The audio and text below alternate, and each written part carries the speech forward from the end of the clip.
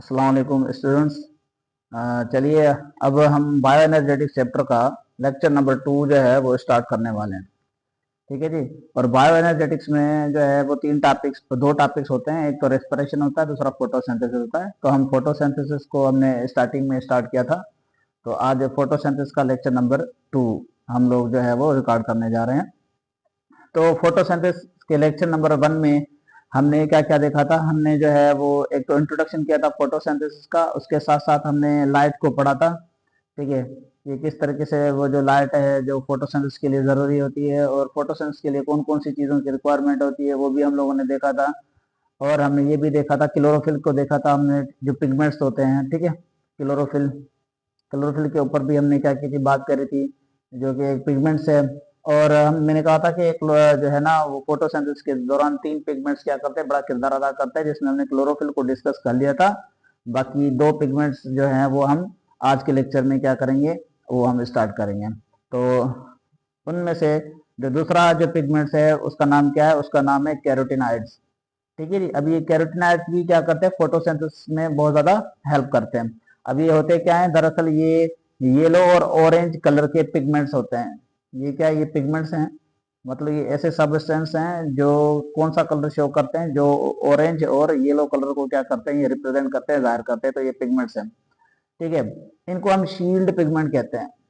क्या कहते हैं इनको हम, शील्ड पिगमेंट कहते हैं। फोटोसिंथेसिस के दौरान क्या होता है कि अगर तेज लाइट जो है, शार्प लाइट जो है, वो क्या कर सकती है, शार्प लाइट जो है वो क्लोरोफिल के जो है वो स्ट्रक्चर्स को क्या कर सकती है, बिगाड़ सकती है। शार्प लाइट, जो तेज लाइट जो होती है ना, तो उस दौरान क्या होता है कि ये जो कैरोटीनॉइड्स जो होते हैं ये शील्ड पिगमेंट की तरह काम करते हैं और क्लोरोफिल मॉलिक्यूल को क्या कर देते हैं, कवर कर देते हैं।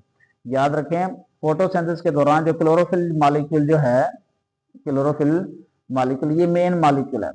ठीक है, जो रिएक्शन कराता है, जो इलेक्ट्रॉन को एक्साइट कराता है, जो एनर्जी को ट्रैप करता है, जो सोलर एनर्जी को ट्रैप करता है, वो क्लोरोफिल ए मॉलिक्यूल है।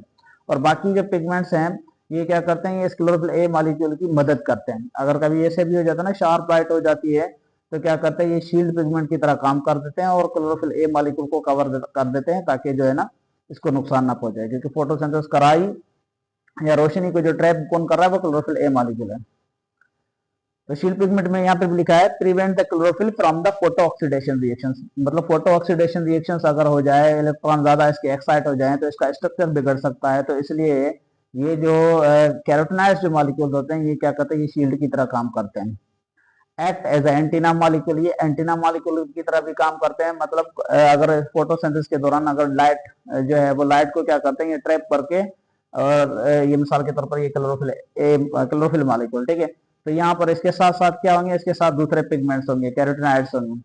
ठीक है, पर ये अदर पिगमेंट्स क्या करते हैं, जो सोलर एनर्जी जो आ रही होती है उसको ट्रैप करके कहाँ भेजते हैं, उसको ये कहाँ पर भेजते हैं, ये क्लोरोफिल ए मॉलिक्यूल की तरफ भेजते हैं। ये एंटीना की तरह काम करते हैं। जैसे एंटीना क्या करता है, सिग्नल पकड़ता है ना, तो ये भी क्या करते हैं, ये कैरोटीनॉइड्स भी क्या करते हैं, लाइट को पकड़ता है, क्लोरोफिल मॉलिक्यूल की तरफ क्या करते हैं, उसको दे देते हैं, ताकि जो है ना वो फोटोसिंथेसिस या जो सोलर एनर्जी ज्यादा से ज्यादा ट्रैप हो सके। तो एंटीना की तरह क्या करते हैं, ये काम करते हैं।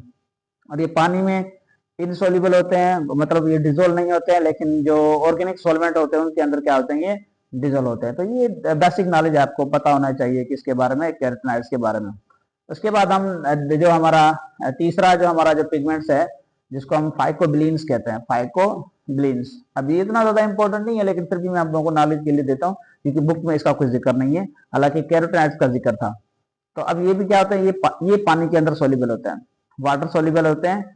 ये इसमें भी क्या होती है, जैसे क्लोरोफिल मॉलिक्यूल में हमने देखा था पायरोल रिंग, 4 पायरोल रिंग होती है ना, इसमें भी क्या होती है, 4 पायरोल रिंग होती है। लेकिन फर्क क्या होता है, इसके पास एक तो मैग्नीशियम नहीं होता, सेंट्रल एटम जो होता है, और इसकी टैल नहीं होती है। कल जैसे मैंने आपको क्लोरोफिल मॉलिक्यूल का स्ट्रक्चर मैंने बताया था ना, कि क्लोरोफिल के मॉलिक्यूल में हेड और टैल होता है। हेड जो होता है उसका 4 पायरोल रिंग पर मुश्तमिल होता है, और बीच में मैग्नीशियम जो है वो एटम होता है। ठीक है, सेंटर में। इसमें क्या है, 4 पायरोल रिंग तो है, लेकिन ना मैग्नीशियम का एटम है बीच में और ना ही इसकी टैल है। तो इसका स्ट्रक्चर कुछ इसी तरीके से होता है। अब ये कहाँ पर आपको देखने को मिलेगा, ये आपको ब्लू ग्रीन एल्गी में देखने को मिलेगा और रेड एल्गी में देखने को मिलेगा। मतलब ये प्लांट्स के अंदर नहीं होता है। ठीक है। और ये भी क्या करता है, इनके अंदर फोटोसिंथेसिस के दौरान क्या करता है, एंटीना मॉलिक्यूल की तरह काम करता है। जैसे कैरोटेनॉइड्स करते हैं, रोशनी को ट्रैप करके क्लोरोफिल मॉलिक्यूल की तरफ भेज रहे थे, ये भी फाइकोबिलियंस भी क्या करते हैं, ब्लू ग्रीन एल्गी में या रेड एल्गी में क्या करते हैं, ये भी क्या करते हैं, रोशनी को ट्रैप कर कर और उसको कहाँ पर वो भेजते हैं, वो क्लोरोफिल मॉलिक्यूल की तरफ भेजते हैं ताकि फोटोसिंथेसिस सही से हो सके। तो ये इतना ज्यादा इंपॉर्टेंट नहीं है, लेकिन बेसिक नॉलेज के लिए मैंने आपको दे दिया। अब यहाँ पर 2 पॉइंट्स नीचे जो मैंने दिए, ये आप लोगों को यहाँ पर स्टार लगा दिया है, स्टार लगा दिया था, इसका मतलब क्या है, ये मेन है, ये मेन टॉप, ये मेन पॉइंट्स है, ठीक है।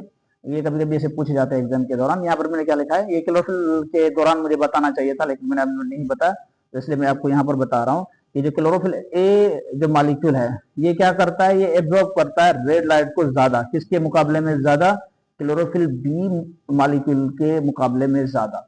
तो याद रखें, क्लोरोफिल ए जो मॉलिक्यूल है, क्लोरोफिल ए जो मॉलिक्यूल है, ये कौन सी लाइट को सबसे ज्यादा क्या करता है, एब्जॉर्ब करता है, तो रेड लाइट को, रेड लाइट को याद रखिए, किसके मुकाबले में, क्लोरोफिल बी के मुकाबले में, ठीक है।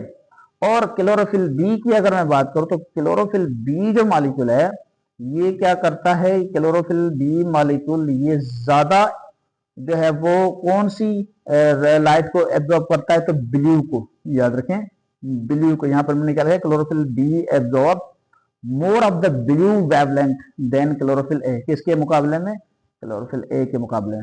मतलब क्लोरोफिल ए की अगर हम बात करें, वो रेड लाइट को ज्यादा एब्जॉर्ब करेगा, और क्लोरोफिल बी जो है वो ब्लू लाइट को ज्यादा एब्जॉर्ब करेगा। तो ये आपको पता होना चाहिए कि कौन सा जो क्लोरोफिल मॉलिक्यूल जो है वो किस लाइट को सबसे ज्यादा एब्जॉर्ब करता है। मैंने आप लोगों को कल के लेक्चर में बताया था कि फोटोसिंथेसिस के लिए एक तो रेड लाइट और दूसरा ब्लू लाइट की जो वेवलेंथ है वो मोस्ट एफिशिएंट है फोटोसिंथेसिस कराने के लिए। तो रेड लाइट को ज्यादा कैप्चर कौन करता है, क्लोरोफिल ए मॉलिक्यूल, और ब्लू लाइट को जो है वो ब्लू वेवलेंथ की जो लाइट है उसको कौन एब्जॉर्ब करता है, उसको क्लोरोफिल बी एब्जॉर्ब करता है। तो ये आपको थोड़ा बहुत पता होना चाहिए। चलिए ये आगे चलते हैं। अब आप लोगों को मैंने थोड़ा बहुत आई थिंक मुझे थोड़ा बहुत जहां तक मुझे याद है कि मैं जब आप लोगों को सेल वाला चैप्टर समझा रहा था क्लोरोप्लास्ट, तो वहां पर भी मैंने थोड़ा लाइट रिएक्शंस और डार्क रिएक्शन का इंट्रोडक्शन किया था। अगर याद नहीं किया था तब भी यहाँ पर मैं थोड़ा कर देता हूँ। अब यहाँ पर ये जो मैं पॉइंट्स जितने भी ये पॉइंट्स लिखे ये सारे के सारे एमसीक्यू पॉइंट है, इसको भूलना नहीं, इसको थोड़ा तवज्जो से सुनिएगा। यहाँ से ऐसे समझे कि आपकी कहानी असल शुरू हो रही है, जो कि इस चैप्टर की जो है असल कहानी यहाँ से शुरू है। सबसे ज्यादा क्वेश्चन यहाँ से आते हैं। तो सबसे पहले हमें पता है ना कि फोटोसिंथेसिस में 2 स्टेज होते हैं, एक लाइट रिएक्शन का स्टेज होता है, दूसरा डार्क रिएक्शन का स्टेज होता है। अब लाइट रिएक्शंस में क्या क्या होता है, कहाँ कहाँ ये लाइट रिएक्शंस होती है, इसमें थोड़ा बहुत ज्यादा सवाल आते हैं एमसीक्यूज के, ठीक है। मेस्टी कॉलम के टाइप की तरफ भी आ जाते हैं, वो भी हम देख लेते हैं। तो सबसे पहले हम लाइट रिएक्शंस को हम लाइट डिपेंडेंट रिएक्शन भी कहते हैं, लाइट डिपेंडेंट रिएक्शन भी कहते हैं। ये लाइट के बगैर नहीं हो सकता, लाइट डिपेंडेंट रिएक्शंस, ठीक है जी, लाइट के बगैर हो ही नहीं सकता। फोटोसिंथेसिस में हमें पता है लाइट की जरूरत होती है, लेकिन 2 स्टेज होते हैं फोटोसिंथेसिस में, एक जहां लाइट की जरूरत नहीं होती है, दूसरी जहां लाइट की जरूरत होती है। तो लाइट रिएक्शन में लाइट की जरूरत होती है। अब इसमें क्या क्या होता है, तो सबसे पहले तो ये पता होना चाहिए कि जो लाइट रिएक्शन है ये होता कहाँ पर है, तो ये जो होता है वो ग्रेना में होता है। अब ग्रेना क्या है, ये मैंने आप लोगों को सेल वाले चैप्टर में मैंने आप लोगों को पढ़ाया था। मैंने कहा था कि ये क्लोरोप्लास्ट का स्ट्रक्चर है, इसकी डबल मेम्ब्रेन होती है, ठीक है जी, डबल मेम्ब्रेन होती है। और यहाँ पर क्या होता है, थाइलाकोइड जो कॉइन की तरह क्या होता है, इस तरफ से एक के ऊपर एक रखे हुए होते हैं।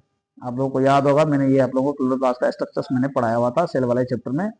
तो ये थाइलाकोइड के जो सिक्के की तरह ये जो स्ट्रक्चर्स हैं, ये एक के ऊपर एक रखे हुए हैं, इन ढेर को हम क्या कहते हैं, इन ढेर को हम ग्रेना कहते हैं।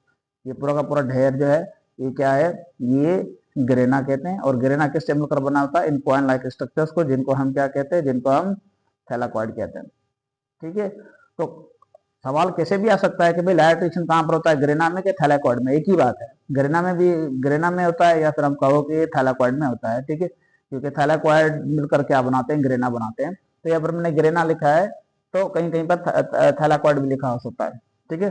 तो जो लाइट रिएक्शन है वो आपका ग्रेना में या थैलाकॉइड में होता है, ठीक है जी।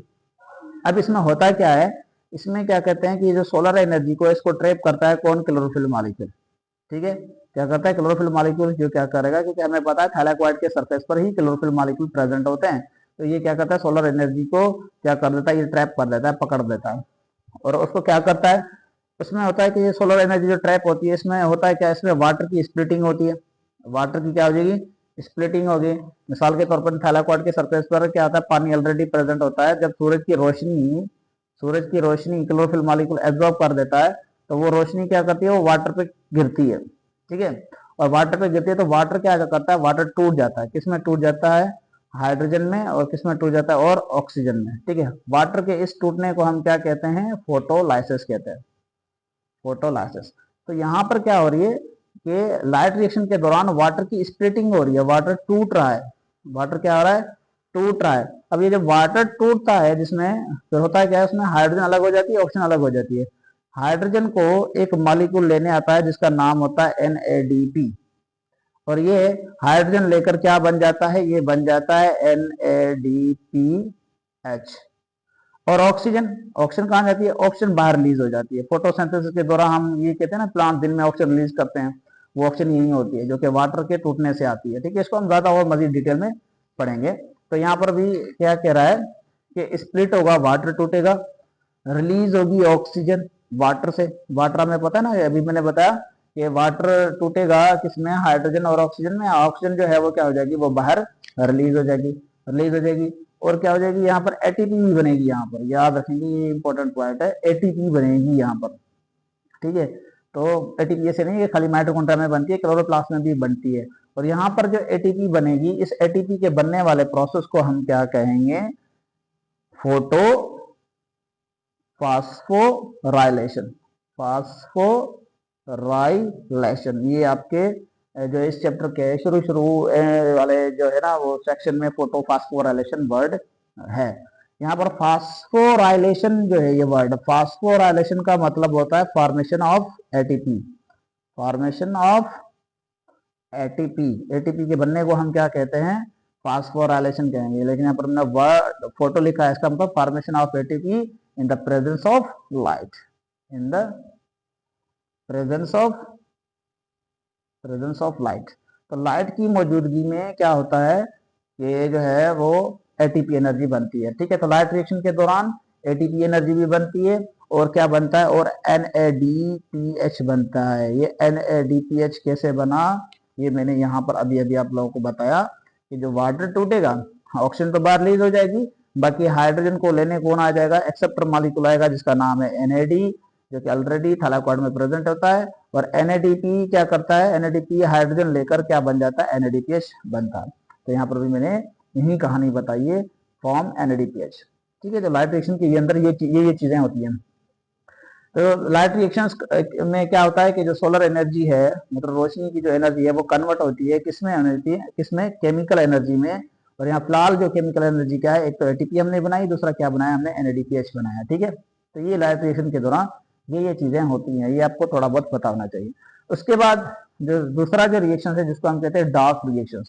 अब डार्क रिएक्शन कहाँ पर होता है, ये स्ट्रोमा में होता है। अब स्ट्रोमा क्या है, मैंने क्लोरोप्लास्ट का स्ट्रक्चर बनाया था कि यहाँ पर फ्लूइड प्रेजेंट होता है, क्लोरोप्लास्ट के अंदर जो फ्लूइड प्रेजेंट है, इस फ्लूइड को हम क्या कहेंगे, इस फ्लूइड को हम स्ट्रोमा कहेंगे, ठीक है। ये आप लोगों को पता होना चाहिए। तो डार्क रिएक्शन कहाँ पर होता है, ये स्ट्रोमा में होता है। अब होता है क्या कि जो शुगर जो बनता है फोटोसिंथेसिस में, जो शुगर जो बनती है, ग्लूकोज जो बनता है, वो डार्क रिएक्शन में बनता है, लाइट रिएक्शन में नहीं बनता। लाइट रिएक्शंस में क्या बनते हैं, एक तो एटीपी बनता है, दूसरा NADPH बनता है। तो इस सॉरी लाइट रिएक्शन में एक एटीपी बनता है, दूसरा NADPH बनता है। लेकिन डार्क रिएक्शन में क्या होता है कि ग्लूकोज बनता है। कैसे ग्लूकोज बनता है, हम जो है वो CO2 में हम क्या करते हैं, NADPH वाला ये जो हाइड्रोजन है, हाइड्रोजन ये हम CO2 से निकाल, NADPH से हाइड्रोजन ये निकालकर CO2 में हम क्या कर देते हैं, ऐड कर देते हैं। मतलब कार्बन डाइऑक्साइड की फिक्सेशन होती है, इसमें हाइड्रोजन ऐड कर देंगे, और ऐड करने के लिए हम क्या इस्तेमाल करेंगे, एटीपी एनर्जी का इस्तेमाल करेंगे। इसी तरीके से हम क्या बना लेंगे, ग्लूकोज मॉलिक्यूल को बना लेंगे। और ये मैं आपको आगे और डिटेल में पढ़ाऊंगा कि ये प्रोसेस किस तरीके से होता है। फिलहाल ये जनरल ओवरव्यूज है, मैं आपको जो कुछ बता रहा हूँ यही नहीं है, इससे ज्यादा कहानी है, मैं आप लोगों को और डिटेल में बताऊंगा। सिर्फ आप लोगों को इतना पता होना चाहिए कि जो डार्क रिएक्शंस में शुगर मॉलिक्यूल बनता है, और शुगर मॉलिक्यूल कैसे बनेगा, कार्बन डाइऑक्साइड को हम यूज करेंगे। और कार्बन डाइऑक्साइड के लिए आपको बनाने के लिए तो हमें एनर्जी चाहिए, और एनर्जी काम का कहाँ इस्तेमाल, कौन सी एनर्जी इस्तेमाल करेंगे, एटीपी, जो कि हम लाइट रिएक्शन से बनाएंगे। और इसमें क्या करेंगे, हम एनएडीएच को हम रिड्यूस कर देंगे। रिड्यूस से मुराद क्या है, हम जो है हाइड्रोजन यहाँ से निकाल देंगे और कार्बन डाइऑक्साइड के अंदर फिक्स कर देंगे तो ग्लूकोज मॉलिक्यूल बना लेंगे। और इसके लिए जो एनर्जी की जरूरत पड़ेगी वो हमने कौन सी करनी है, ये एटीपी एनर्जी यूज करनी है। ठीक है जी। तो ये फोटोसिंथेसिस में ये दो रिएक्शंस होते हैं, लाइट रिएक्शन, डार्क रिएक्शन। इसको मजीद हम डिटेल में पढ़ेंगे। लेकिन यहाँ पर हम एक और टॉपिक, इंटरेस्टिंग टॉपिक हम क्या करने वाले हैं, डिस्कस करने वाले हैं। अब याद रखिएगा ये वाला जो टॉपिक आपके बुक के अंदर नहीं है, लेकिन फिर भी आपकी बेसिक नॉलेज को इम्प्रूव करने के लिए मैंने ये उठाया है, ताकि आपको पता होना चाहिए कि कौन सी चीजें कहाँ से आती है और किस तरीके से आती है। अब ध्यान से सुनिएगा इस एक्सपेरिमेंट को। वारबर्ग एक साइंटिस्ट थे, उन्होंने एक एक्सपेरिमेंट कंडक्ट किया। ठीक है, और एक्सपेरिमेंट में इसने क्या किया कि प्लांट्स को लाइट दी, एक कंटिन्यूअस लाइट दी, दूसरा इंटरमीडिएट लाइट दी। कंटिन्यूअस और इंटरमीडिएट लाइट दी। कंटिन्यूअस और इंटरमीडिएट से कंटिन्यूअस तो आपको मतलब समझ में आ रहा है, लगातार 1 मिनट लगातार लाइट दी, या 2 मिनट लगातार लाइट दी, या 5 मिनट लगातार लाइट दी। ठीक है, इंटरमीडिएट लाइट में क्या होता है कि उसने लाइट टुकड़ों में दी।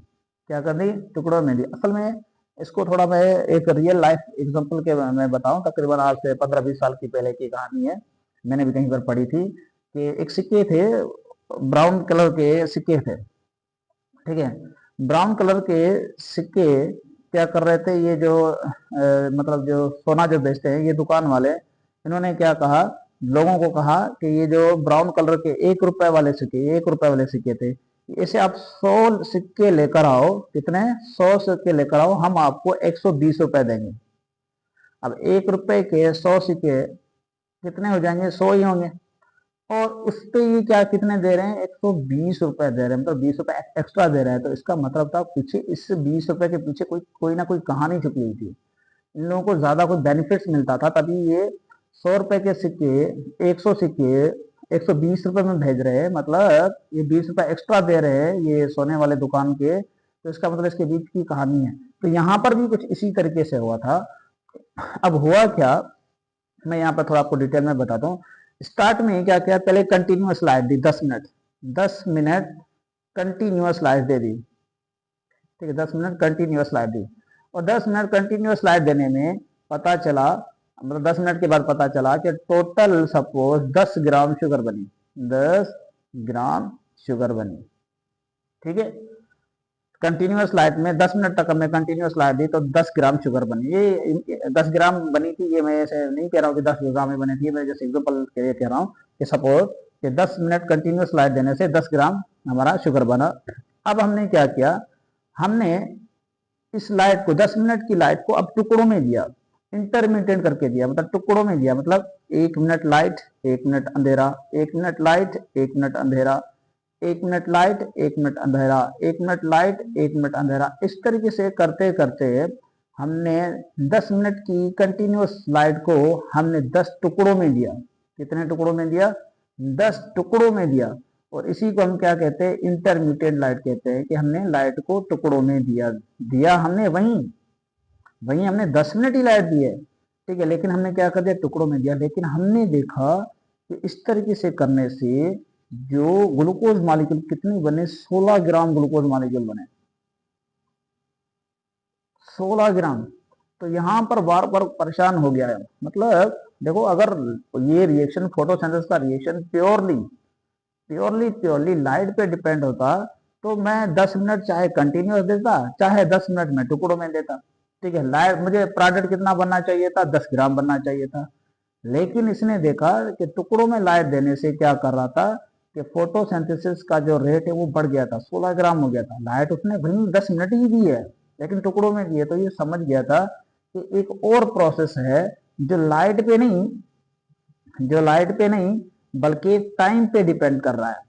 टाइम पे डिपेंड, पहले 10 मिनट लाइट देने से 10 ग्राम शुगर बनी। अब इस बार सेकंड मरतबे हमने क्या किया, तो 10 मिनट हमने टुकड़ों में लाइट दी, मतलब 10 मिनट लाइट दी, 10 मिनट हमने क्या किया, हमने light of, 1 minute light the, 1 minute light of किया, 1 minute light the, 1 minute light of किया, 1 मिनट लाइट दी, एक टाइम 1 मिनट हमने क्या किया, लाइट को ऑफ किया। इसका मतलब हमने टोटल कितना टाइम लगाया, टोटल हमने 20 मिनट लगाए इसका मतलब है पीछे एक और प्रोसेस चल रहा था जो कि लाइट पे नहीं टाइम पे डिपेंड कर रहा था, उसको टाइम मिल गया 20 मिनट का, इसलिए 16 ग्राम अलग से बन गया।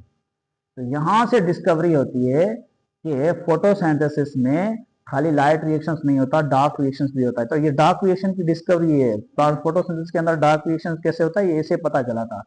ये वार्बर्गर ने क्या कर दी थी, डिस्कवर कर दी थी कंटिन्यूअस लाइट और डिसकंटिन्यूअस लाइट देखकर।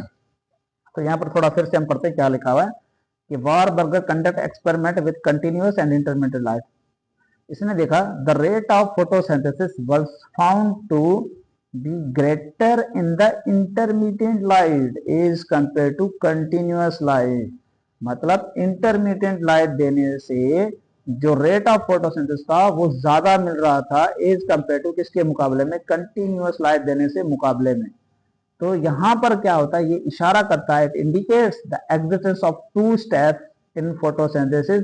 और वो टू स्टेप कौन से, एक लाइट रिएक्शन है जिसको हम लाइट डिपेंडेंट रिएक्शंस कहते हैं, दूसरा डार्क रिएक्शन है जिसको हम लाइट इंडिपेंडेंट रिएक्शंस कहते हैं।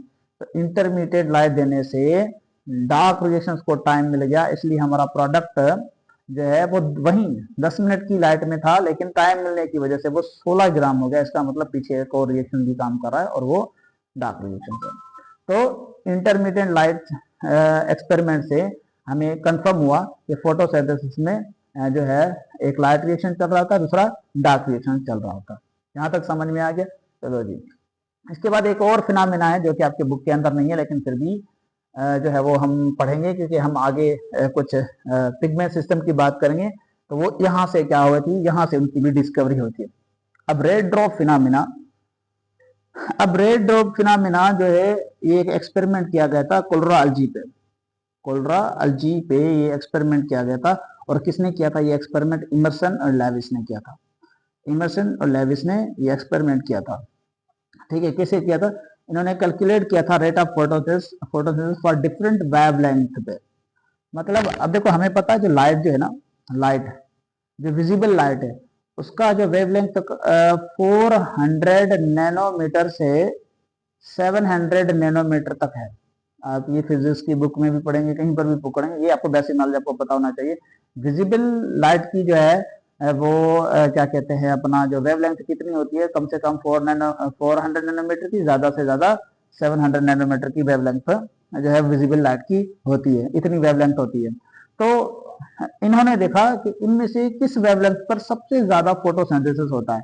अब डिफरेंट वेवलेंथ है, 400 से 700, मतलब 400 के बाद 410, 450, 600, ठीक है, 610, 620, अलग अलग वेवलेंथ है ना। तो इन अलग अलग वेवलेंथ में सबसे ज्यादा फोटोसिंथेसिस का रेट कहां पर था, तो इन्होंने ये कैलकुलेट करने की कोशिश की।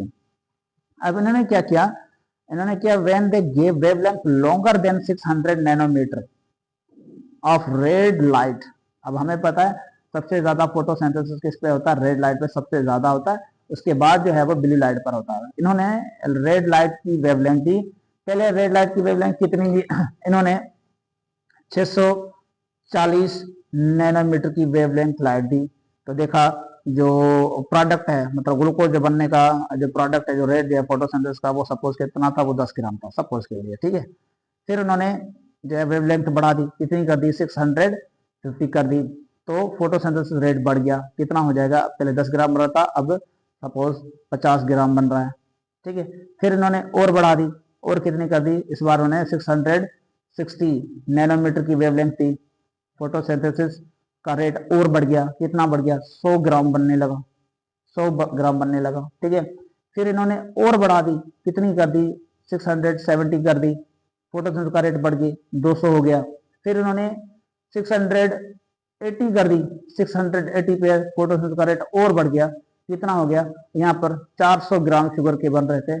जब इन्होंने 680 नैनोमीटर से ज्यादा की वेवलेंथ दी, मतलब 600 सपोज 85 दे दी, या सपोज कितनी दे दी, 690 दे दी, तो यहाँ पर क्या हुआ, अचानक से फोटोसिंथेसिस का जो रेट है, मतलब ग्लूकोज का जब बनने का जो अमल था वो ड्रॉप हो गया, वो गिर गया। सपोज कि यहाँ से सबसे ज्यादा यहाँ पर आ रहा था, तो अचानक से गिरकर अब कहाँ पर आ गया, सपोज यहाँ पर 150 तक आ गया, कहाँ तक आ गया, 150 तक आ गया। तो इमर्सन ने देखा कि जब हम जो है 680 से ज्यादा वेवलेंथ देते हैं रेड कलर का, तो क्या होता है कि फोटोसिंथेसिस का जो प्रोसेस है वो ड्रॉप हो जाता है, वो गिर जाता है।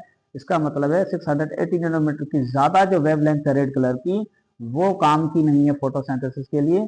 कितने तक काम की है? 680। 680 मैक्सिमम, ऐसे समझो कि जो वेवलेंथ है यहाँ तक हमारा फोटोसिंथेसिस का प्रोसेस सबसे हाईएस्ट चल रहा होता है, ठीक है। लेकिन 680 से जितना हम ज्यादा जाएंगे फिर हमारा जो है वो फोटोसिंथेसिस का रेट जो है वो गिर जाएगा।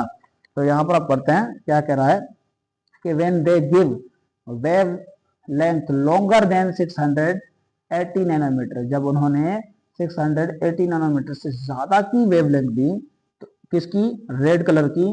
तो क्या हुआ? Rate of photosynthesis suddenly drop, अचानक से गिर गया, और इस फिनोमिना को कहा हम लोगों ने रेड ड्रॉप फिनोमिना। तो रेड ड्रॉप फिनोमिना क्या है? ऐसा अमल है जिसमें हम क्या करते हैं, 680 नैनोमीटर की वेवलेंथ से ज्यादा हम क्या करते हैं, जो है वो लाइट देते हैं, तो क्या होता है, फोटोसिंथेसिस का प्रोसेस रुक जाता है, स्लो हो जाता है, गिर जाता है। तो इस अमल को हम कहते हैं रेड ड्रॉप फिनोमिना। लेकिन इस बार क्या हुआ, इन्होंने क्या किया, इन्होंने दो वेवलेंथ दे दी लाइट की, मिक्स कर दी। मिक्स के साथ इन्होंने इस बार क्या किया, एक 680 नैनोमीटर की ज्यादा वेवलेंथ दी, दूसरी 680 नैनोमीटर से कम की वेवलेंथ, दोनों साथ में मिलाकर दी, मिलाकर दे दी, मिलाकर दे दी। तो हुआ क्या कि फोटोसिंथेसिस का प्रोसेस अचानक से बढ़ गया। अचानक से, जो पहले हाईएस्ट कितना था, हाईएस्ट 400 ग्राम था, अब हाईएस्ट कितना होगा, 600 ग्राम हो गया पर सेकंड में। पहले 400 ग्राम था, अब 600 ग्राम शुगर बनने लगी जब हमने दो वेवलेंथ कंबाइन करके दी। कौन सी दो वेवलेंथ? एक 680 नैनोमीटर से ज्यादा की, दूसरी 680 नैनोमीटर की कम की वेवलेंथ, दोनों को मिलाकर जब हमने पत्ते पे गिराई तो फोटोसिंथेसिस का प्रोसेस अचानक से बढ़ गया। पहले जो नॉर्मल 400 ग्राम शुगर बन रही थी, अब 600 ग्राम शुगर बनने लगी, तो अचानक से बढ़ गया। भाई यहाँ तो बराबर हो जाता, क्योंकि मैंने ज्यादा दी है तो उसके साथ साथ कम दी है, तो बराबर होकर 400 ग्राम हो जाता या कम हो जाता। लेकिन यहाँ तो क्या हुआ, अचानक से ये बढ़ गया, अचानक से बढ़ गया। तो यहाँ से पता चलता है कि फोटोसिंथेसिस में जो लाइट रिएक्शन है वहां पर दो रिएक्शन सेंटर चल रहे हैं। एक जो 680 नैनोमीटर की वेवलेंथ पे ज्यादा से काम कर रहा है, दूसरा 680 नैनोमीटर की वेवलेंथ से कम पे क्या कर रहा है, वो काम कर रहा है। दो रिएक्शन साथ में काम कर रहे हैं, तभी यहाँ से अचानक से हमारा जो है वो फोटोसिंथेसिस रेट बन गया। पहले एक रिएक्शन काम कर रहा था इसलिए हमारे 400 ग्राम बन रहा था, लेकिन हम जब ने दोनों को कंबाइन करके दिया तो फोटोसिंथेसिस रेट क्यों बढ़ गया? क्योंकि दो रिएक्शन एक साथ चालू हो गए। तो क्या है यहाँ पर लिखा हुआ, but when they combine shorter wavelength 600 nanometer with longer than 680 nanometer wavelength of light, the photosynthesis activity increase हो गई। यहाँ पर क्या हुई, जब इन्होंने जो है ना दोनों लाइट को मिक्स करके दिया, एक 600 नैनोमीटर की कम की वेवलेंथ को और दूसरा 680 नैनोमीटर की ज्यादा की वेवलेंथ को जब कंबाइन करके उन्होंने दिया तो फोटोसिंथेसिस अचानक से बढ़ गया, पहले से नॉर्मल से ज्यादा बन गया। तो इसको हम क्या कहते हैं, इसको कहते हैं इमर्सन इन्हांसमेंट इफेक्ट। इन्हांसमेंट का मतलब होता है बढ़ जाना। तो फोटोसिंथेसिस जो है वो इन्हांस हो गया था, ठीक है, मतलब ज्यादा हो गया था, पहले नॉर्मल से ज्यादा हो गया था, इसलिए इस फिनोमेना को कहा गया इमर्सन इन्हांसमेंट इफेक्ट। यहाँ से डिस्कवरी होती है, जो आपके बुक के अंदर पिगमेंट सिस्टम 1 पिगमेंट सिस्टम 2 लिखा हुआ है, यहाँ से डिस्कवरी होती है पिगमेंट सिस्टम 1 और पिगमेंट सिस्टम 2 की। तो क्या लिखा हुआ है कि the discovery of Emerson enhancement effect confirms that photosynthesis distinct to photochemical reactions during light reaction. Light reaction के दौरान दो जो है वो फोटोकेमिकल रिएक्शन चल रहे हैं, इसका मतलब दो पिगमेंट सिस्टम काम कर रहे हैं। वन रिएक्शन जो है वो शॉर्टर वेवलेंथ पे काम कर रहा है और दूसरा रिएक्शन जो है वो लॉन्गर वेवलेंथ पे काम कर रहा है।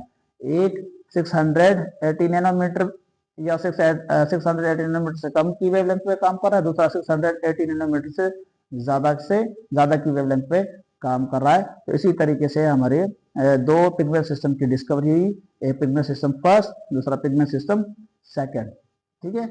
इसी तरीके से ये रेड ड्रॉप फिनोमेना और इमर्सन एनहांसमेंट इफेक्ट हमें जो पता चला कि जो है ना लाइट रिएक्शंस के दौरान भी दो फोटोकेमिकल रिएक्शन चल रही होती है, एक पिगमेंट सिस्टम 1 पर, दूसरा पिगमेंट सिस्टम 2 पे चल रहा होता है। ठीक है जी, इंशाल्लाह नेक्स्ट हमारा जो लेक्चर होगा कोई नहीं पिगमेंट सिस्टम के ऊपर होगा और साइक्लिक और नॉन साइक्लिक फोटोफॉस्फोराइलेशन पर होगा। Thank you so much.